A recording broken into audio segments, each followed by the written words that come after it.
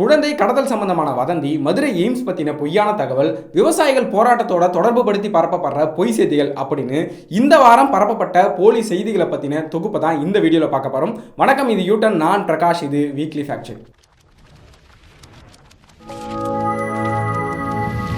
தமிழ்நாட்டில் குழந்தைங்களா கடத்தப்பட்டு அவங்களோட உடல் உறுப்புலாம் திருடப்படுது அப்படின்னு ஒரு வீடியோ தொடர்ந்து வாட்ஸ்அப்பில் பரப்பப்பட்டுட்டே இருக்குது.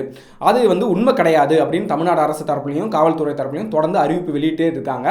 ஆனாலும் இந்த செய்தியை உண்மைன்னு நம்பி பல்வேறு தரப்பினரும் தாக்குதலுக்கு உள்ளாக்கப்பட்டு இருக்காங்க. இதை பற்றி தனியாகவும் நம்ம ஒரு வீடியோ போட்டிருக்கோம், ஃபேக்ட் செக் பண்ணி ஆர்டிகளும் போட்டிருக்கோம். வதந்தியை யாரும் நம்பாதீங்க, யாரும் பரப்பாதீங்க. உங்களுக்கு யார் மேலாம் குழந்தை கடத்தலில் சம்மந்தப்பட்டிருப்பாங்கன்னு உங்களுக்கு சந்தேகம் வரும் பட்சத்தில் ஸ்க்ரீனில் தெரிகிற நம்பருக்கோ இல்லை பக்கத்தில் இருக்கிற போலீஸ் ஸ்டேஷன்லையும் ஒரு கம்ப்ளைண்ட் பதிவு செய்யுங்க. மதுரையில் எய்ம்ஸ் மருத்துவமனை கட்டுறதுக்கு ஏன் லேட் ஆகுது தெரியுமா?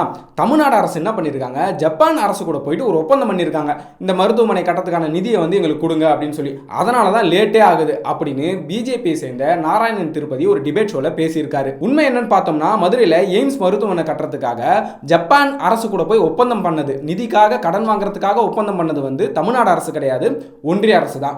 இது சம்பந்தமா ஆர்டிஐ மூலமான தகவலையும் பதில் அளிச்சிருக்காங்க. அது மட்டும் இல்லாமல் ஒன்றிய நிதித்துறை அமைச்சரும் நாடாளுமன்றத்தில் பேசும்போது இந்த கடன் பார்த்தீங்கன்னா ஜப்பான் அரசு கூட இந்திய அரசு தான் வாங்குது, இதை அடைக்க வேண்டிய கடமையும் இந்திய அரசு தான், இதை பற்றி தமிழ்நாடு அரசும் கவலைப்பட தேவையில்லை அப்படின்னு சொல்லியிருக்கிறாங்க. இதே மாதிரி சுகாதாரம் மற்றும் குடும்ப நல அமைச்சகம் சார்பிலையும் ஒரு பதிலை நாடாளுமன்றத்தில் அளிக்கிறாங்க. அவங்களும் இது இந்திய அரசுக்கும் ஜப்பான் அரசுக்கும் இடையேயான ஒப்பந்தம் தான் அப்படின்னு சொல்லியிருக்கிறாங்க. 2015 மதுரையில் எய்ம்ஸ் கட்டுறதுக்காக ஒரு விஷயத்தை ஆரம்பிக்கிறாங்க, ஒரு பேச்சுவார்த்தையை ஆரம்பிக்கிறாங்க. 2019 நரேந்திர மோடி அடிக்கலும் நாட்டியிருக்கிறாரு. இப்போ 2024 ஆயிடுச்சு, அதாவது அடிக்கல் நாட்டியே 5 வருஷம் ஆயிடுச்சு. பேச்சுவார்த்தை ஆரம்பிச்சு கிட்டத்தட்ட 9 வருஷம் கிட்ட ஆகுதுன்னு வச்சுக்கீங்களேன். இந்த அடிக்கல் நாட்டி 5 வருஷம் ஆன அப்புறமாவும் மதுரையில் எய்ம்ஸ் மருத்துவமனை கட்டப்பட்டிருக்கா அப்படின்னு பார்த்தோம்னா கிடையவே கிடையாது. இப்போதைக்கு சுற்றுச்சூழல் மட்டும் தான் கட்டியிருக்கிறாங்க. உண்மை இப்படி இருக்கும்போது மதுரையில் எய்ம்ஸ் மருத்துவமனை கட்டுறதுக்கு லேட் ஆகிறதுக்கு காரணமே தமிழ்நாடு அரசு தான் அப்படின்னு பிஜேபி தலைவர் போற போக்கில் ஒரு பொய் செய்தியை அள்ளி விட்டு போயிருக்கிறாரு. யாருமே இல்லாத கடையில் யாருக்கு டீ ஆத்துற அப்படின்னு ஒரு காமெடியை நம்ம பார்த்துருப்போம். அந்த மாதிரி யாருமே இல்லாத இடத்துல மோடி கையை அசைச்சு ஹாய் சொல்லிட்டு இருக்காரு அப்படின்னு சொல்லி இந்த வீடியோவை சோஷியல் மீடியால பரப்புறாங்க. இந்த சம்பவம், இந்த வீடியோ எங்க எடுக்கப்பட்டது அப்படின்னு தேடி பார்த்தோம்னா, குஜராத்தில் சுதர்சன் சேது பாலம் அப்படின்னு ஒரு பாலத்தை திறந்து வைக்கிறதுக்காக மோடி போயிருக்காரு. அந்த நிகழ்ச்சியில் எடுக்கப்பட்டது தான். இப்படி எடுக்கப்பட்ட வீடியோ மோடியோட யூடியூப் பக்கத்துலையும் இருக்கு, ஏஎன்ஐயும் பதிவு செஞ்சிருக்காங்க அவங்களோட எக்ஸ் பக்கத்தில். அந்த வீடியோவில் பார்த்தீங்கன்னா பாலத்து மேல இருந்து மோடி கையாட்டும் போது தூரத்தில் படகுல மக்கள்லாம் இருக்கிறத பார்க்க முடியுது. அவங்கள பார்த்து தான் மோடி அவர்கள் கையாட்டுறாரு. ஆனால் அந்த பகுதியை மட்டும் கட் பண்ணி எடுத்துட்டு பார்த்தீங்கன்னா ஒரு சின்ன பகுதியை அவர் யாருமே இல்லாத இடத்துல கையாட்டுறாரு அப்படின்னு சொல்லி ஒரு தப்பான தகவல் சோஷியல் மீடியாவில் பரப்பிட்டு இருக்காங்க. இதே மாதிரி மோடி அவர்களோட பேர்ல இன்னொரு ஃபேக் நியூஸும் இந்த வாரம் பரவுச்சு. அண்ணாமலை என் மண் என் மக்கள் அப்படின்ற பேர்ல ஒரு யாத்திரையை நடத்தினாரு. அந்த யாத்திரை முடிவுக்கும் வந்துருச்சு. அந்த நிறைவு விழாவில் பார்த்தீங்கன்னா பிரதமர் கலந்துக்கிட்டு பேசியிருந்தார். அவர் பேசுகிற அந்த நிகழ்ச்சியில் யாருமே இல்லை, அவர் சேரை பார்த்து பேசிட்டு இருக்காரு அப்படின்னு சொல்லி ஒரு வீடியோவை சோஷியல் மீடியாவில் பரப்புறாங்க. அது உண்மை கிடையாது, அது வேற ஒரு நிகழ்ச்சியில் எடுத்தது. அந்த வீடியோ இந்த நிகழ்ச்சியில் எடுத்தது கிடையாது. அதே மாதிரி இந்த யாத்திரையோட இறுதி நிகழ்வில் அண்ணாமலை பேசிட்டு இருக்கும்போது பிஜேபி சேர்ந்தவங்களாம் சரக்கு அடிச்சிட்டு இருக்காங்க அப்படின்னு சொல்லி இன்னொரு வீடியோ சோஷியல் மீடியாவில் பரப்புறாங்க. இதுவும் பார்த்தீங்கன்னா ஒரு பொய்யான தகவல். அந்த வீடியோவும் இந்த நிகழ்ச்சியில் எடுக்கப்பட்டது கிடையாது. அது ரொம்ப நாளாகவே சோஷியல் மீடியாவில் பிஜேபியை குறிப்பிட்டு நிறைய பேர் காங்கிரஸ் கட்சிக்காரங்க பதிவு செஞ்சுட்டு தான் இருக்காங்க. அந்த வீடியோ கூட அண்ணாமலை பேசுகிற ஆடியோவும் சேர்த்து இது இந்த இறுதி நிகழ்ச்சியில் நடந்தது தான் அப்படின்னு சொல்லி தப்பாக பரப்பிட்டு இருக்காங்க. அடுத்ததாக நடிகர் சிவகுமார், இவர் எப்பயுமே ஃபோனை தான் தட்டி விடுவார். இந்த வாட்டி அவருக்கு சால்வை போட வந்த ரசிகர்கிட்ட இருந்து சால்வையை பிடுங்கி தூக்கி எரிஞ்சிட்டாரு அப்படின்னு ஒரு வீடியோ சோஷியல் மீடியாலலாம் பரவுச்சு. சோஷியல் மீடியா மட்டும் இல்லாமல் ஊடகங்களும் இதை செய்தியாக வெளியிட்டிருந்தாங்க. இந்த வீடியோ வைரலான அப்பவே என்ன பண்ணிட்டாருன்னா சிவகுமார் ஒரு விளக்கத்தை கொடுக்குறாரு. சிவகுமார் மட்டும் கிடையாது, அந்த சால்வையை யார் எடுத்துன்னு வந்தாங்களோ அவரும் சேர்ந்து ஒரு விளக்கத்தை கொடுத்துருந்தாங்க. என்னன்னா, நாங்கள் 2 பேரும் ஒரு 50 வருஷம் நண்பர்கள், இவர் எனக்கு சால்வை போடுறது பிடிக்காதுன்னு தெரிஞ்சும் கொண்டு வந்திருந்தாரு, அதனால தான் நான் கோவத்தில் தூக்கி எறிஞ்சேன் அப்படின்னு சொல்லியிருந்தாரு. அப்படி அவர் கொண்டு வந்தது தப்பாக இருந்தாலும் நான் பொதுவெளியில் இந்த மாதிரி தூக்கி எறிஞ்சதும் தப்பு தான் அப்படின்னு சொல்லி விளக்கத்தை கொடுத்துருந்தாரு. என்னதான் விளக்கம் கொடுத்து மன்னிப்புலாம் கேட்டிருந்தாலும் அவர் உங்கள் நண்பராகவே இருந்தாலும் பொதுவெளியில் எப்படி நடந்துக்கணும் அப்படின்றது இருக்குது. இனிமேல் அது மாதிரி நடந்துக்காதீங்க. சவுக்கு சங்கர் மங்கை அப்படின்ற ஒரு படத்தோட போஸ்டரை அவரோட எக்ஸ் பக்கத்தில் பதிவு செஞ்சிருந்தாரு. இந்த படத்தை யார் ப்ரொடியூஸ் பண்ணுறான்னு பார்த்தோம்னா ஜாஃபர் சாதிக் அப்படின்ற திமுகவை சேர்ந்தவர். இவர் போதைப் பொருள் கடத்தல சம்மந்தப்பட்டிருக்காருன்னு சொல்லி காவல்துறையால் தேடப்பட்டு இருக்க ஒரு நபர். இவர் ப்ரொடியூஸ் பண்ற இந்த படத்தை கிருத்திகா உதயநிதி வந்து இயக்குறாங்க அப்படின்னு சொல்லி தான் அவரோட ட்விட்டர் பதிவில் வந்து பதிவு செஞ்சிருந்தாரு. உண்மை என்னன்னு பார்த்தோம்னா இந்த படத்தை குபேந்திரன் காமாட்சி அப்படின்றத வந்து இயக்குறாரு. இந்த படத்தில் இருக்கிற ஒரு பாட்டை வந்து கிருத்திகா உதயநிதி வந்து ரிலீஸ் பண்ணியிருக்காங்க. அப்போ வெளியிடப்பட்டது தான் இந்த போஸ்டர். அந்த போஸ்டரில் பார்த்தீங்கன்னா அவங்க பேருக்கு மேலே வந்து டேரக்டர்னு மென்ஷன் பண்ணியிருக்காங்க. ஏன்னா அவங்க ஏற்கனவே நிறைய படங்களை வந்து இயக்கி இருக்கிறாங்க. இப்போ கூட ஒரு படத்தை வந்து டைரக்ட் பண்ணிட்டு தான் இருக்கிறாங்க. அதுக்காக அவங்களோட ப்ரொஃபஷனலை குறிப்பிடுறதுக்காக டேரக்டர்னு மென்ஷன் பண்ணப்பட்டதை மங்கை படத்தையே இவங்க தான் டைரக்ட் பண்றாங்க அப்படின்னு தப்பான தகவலோட ஒரு பதிவு செஞ்சிருக்கிறாரு. கலைஞர் இந்து அறநிலைத்துறையோட அமைச்சராக இருக்கும்போது அதோட ஆணையரை கூப்பிட்டு பொய் கணக்கெல்லாம் எழுதி பணத்தை கொள்ளையடிச்சிருக்காரு அப்படின்னு டிஎம்கேவோட எம்பி ஜெகத் ரட்சகனே வந்து ஒரு மேடையில் பேசியிருக்காருப்பா அப்படின்னு சொல்லி இந்த வீடியோவை சோஷியல் மீடியாவில் பரப்புறாங்க.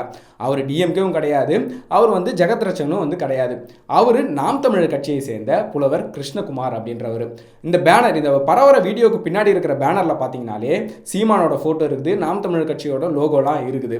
ஆனால் தப்பான தகவலை சோஷியல் மீடியாவில் பரப்பிட்டு இருக்காங்க. அந்த வீடியோவில் பேசுகிற தகவலுக்கும் பார்த்தீங்கன்னா எந்த ஒரு அடிப்படை ஆதாரமுமே கிடையாது. அவர் எங்கே படித்தாரு, ஒருவேளை அந்த ஆணையரே எங்கன்னா இந்த விஷயத்தை பதிவு செஞ்சிருக்காரா அப்படின்னு எதுவுமே சொல்லாமல் போகிற போக்கில் மொட்டை கடிதாசி மாதிரி ஒரு விஷயத்தை பதிவு செஞ்சிருக்காரு. அதுக்கு எந்த ஒரு அடிப்படை ஆதாரங்களுமே கிடையாது. அடுத்ததா Sai Pallavi, Sun TV, Indian express அப்படின்னு கலந்து கட்டி ஒரு மோசடி கும்பல் என்ன பண்ணுறாங்கன்னா ஒரு ஃபேக் நியூஸை பரப்பிட்டு இருக்காங்க. சாய் பல்லவி சன் டிவியோட வணக்கம் தமிழா ஷோவில் கலந்துக்கிட்டாங்க. அப்படி கலந்துக்கும் போது அவங்க ஆன்லைன் மூலமா முதலீடு செஞ்சு எப்படி லட்சக்கணக்கான பணத்தை பெறது அப்படின்ற ஒரு வழிமுறையை அந்த நெறியாளருக்கு வந்து சொல்லிக் கொடுத்தாங்க. அப்படி சொல்லிக் கொடுத்துருக்கும் போதே இந்தியன் ரிசர்வ் பேங்க்ல இருந்து சேனலுக்கு கால் வந்து இந்த ஷோவை நிறுத்த சொல்லிட்டாங்க, இந்த வீடியோவும் யூடியூப்லலாம் இருந்து நீக்கிட்டாங்க அப்படின்னு சொல்லி இந்தியன் எக்ஸ்பிரஸ் பேரில் வந்து ஒரு செய்தி பரப்பப்பட்டுட்டே இருக்குது. ஆலியா மானசா பேர்லையும் இதே விஷயத்தை சோஷியல் மீடியாவில் பரப்பிட்டு இருக்காங்க. உண்மையில் அவங்க அப்படி எந்த ஒரு விஷயத்தையுமே அந்த இன்டர்வியூவில் பேசலை.